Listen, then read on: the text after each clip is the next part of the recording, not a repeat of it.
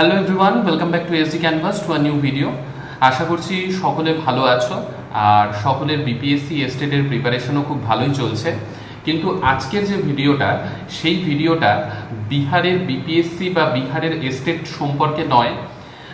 বিহারে শিক্ষকতা করার জন্যে তোমরা অনেকেই এখন জোর কদমে প্রিপারেশন চালাচ্ছ, কারণ আমাদের রাজ্য ওয়েস্ট বেঙ্গল, সেইখানে রিক্রুটমেন্টের কোনো ঠিকানা নেই এখনো পর্যন্ত।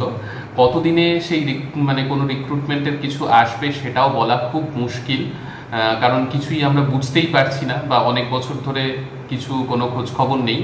তো সেক্ষেত্রে বিহার আমাদেরকে অনেক বড় একটা রাস্তা করে দিয়েছে।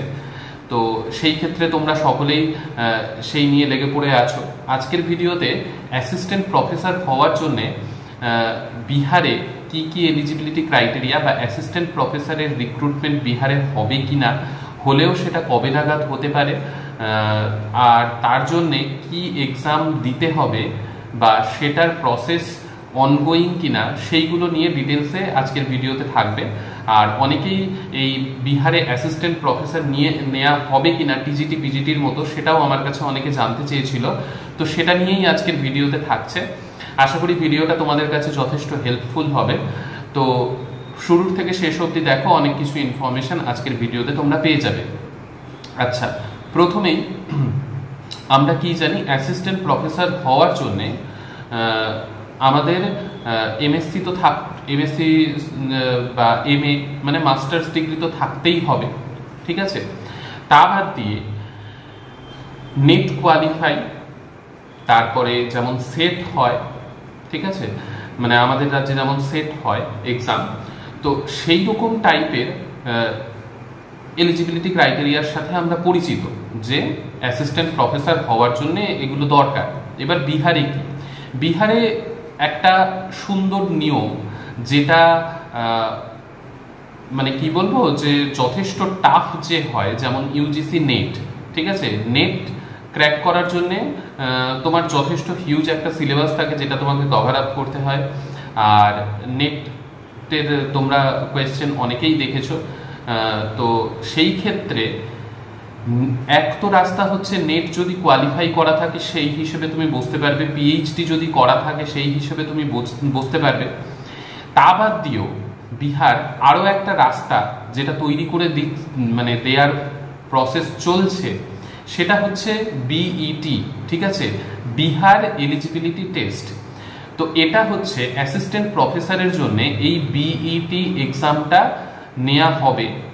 যে নেট বা পিএইচডি যাদের করা নেই তাদের জন্য একটা কি বলবো, খুবই সুবর্ণ সুযোগ যেটা বিহার করে দিচ্ছে। যেমন এস্টেট নেওয়া হচ্ছে, এস্টেট পেপার 1 পেপার 2, সেই রকম টাইপেরই বিইটি এই এক্সামটা নেওয়ার হবে। এটাও এলিজিবিলিটি টেস্ট, এটাও নেওয়া হবে অ্যাসিস্ট্যান্ট প্রফেসর হওয়ার জন্যে, ঠিক আছে, অ্যাসিস্ট্যান্ট প্রফেসরের রিক্রুটমেন্টের জন্য।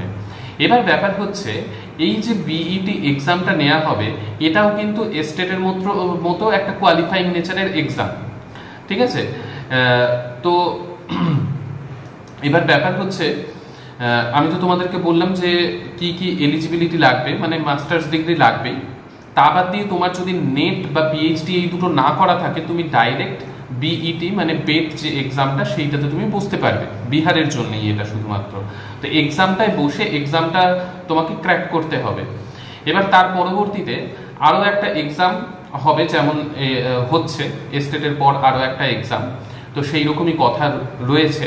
এবার ব্যাপার হচ্ছে, এই যে এক্সাম যেটা, সেই এক্সামটা বিইটি বিহার এলিজিবিলিটি টেস্ট, এটা কবে নাগাদ হতে পারে, বা এই প্রসেসটা কি কোনো নোটিফিকেশন বা কিছু এসেছে?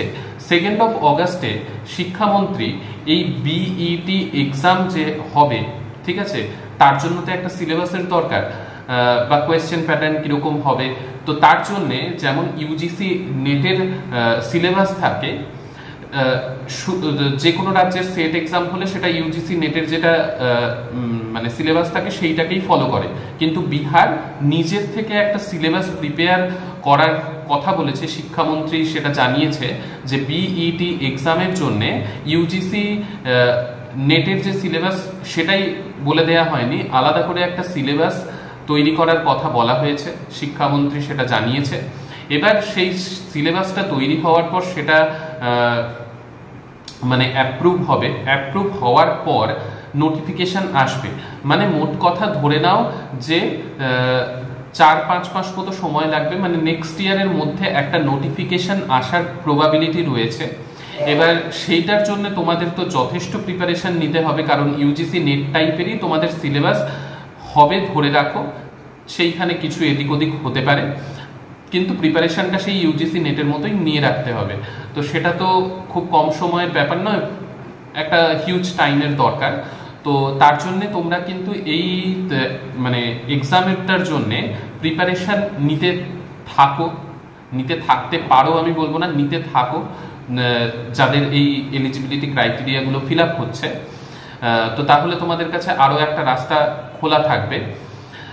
আর কীরকম টাইপের ভ্যাকেন্সি হতে পারে, 10,000 প্লাস এক্সপেক্টেড রয়েছে আপাতত, যে 10,000 প্লাস হতে পারে এই ভ্যাকেন্সি।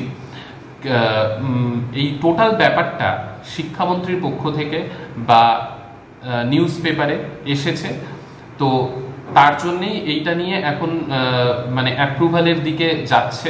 সিলেবাস তৈরি হবে, দেন অ্যাপ্রুভাল হবে, অ্যাপ্রুভাল হওয়ার পর ফাইনাল সব কিছু হয়ে যাওয়ার পর 4-5 মাসের মধ্যে নোটিফিকেশন আসবে। ঠিক আছে, তো এই ছিল পুরো প্রসেস, যেটা বিইটির মানে অ্যাসিস্ট্যান্ট প্রফেসর হওয়ার জন্য এক্সাম। তো এটা অনেকে জিজ্ঞাসা করেছিল যে আদৌ মানে এরকম কোনো রিক্রুটমেন্টের কথা রয়েছে কিনা। তো হ্যাঁ, রিক্রুটমেন্টের কথা রয়েছে, সেটাই আজকে এই ভিডিওতে তোমাদের জানালাম। ভালো লাগলে অবশ্যই লাইক, শেয়ার, সাবস্ক্রাইব করো। আর আরও একটা কথা, বিপিএসসিতে যেমন 50% মার্কস লাগে, মানে গতকাল ঝাড়খণ্ড টেট নিয়ে আমি একটা ভিডিও বানিয়েছিলাম, যেখানেও আমি বলেছিলাম 50% লাগবে। তো এটা একটা খুবই কমন ফ্যাক্টর যে 50% মার্কস গ্র্যাজুয়েশনে থাকতে হবে। তো 50% বলতে ওভারঅল 50% মার্কস হলেও তোমরা ফর্ম ফিল আপ করতে পারবে ঝাড়খণ্ড টেটের জন্য। ঠিক আছে, তো যাই হোক, আজকের ভিডিওতে এই পর্যন্তই। নেক্সট ভিডিওতে আবার তোমাদের সকলের সাথে দেখা হবে। সুস্থ থেকো, ভালো থেকো, বাই।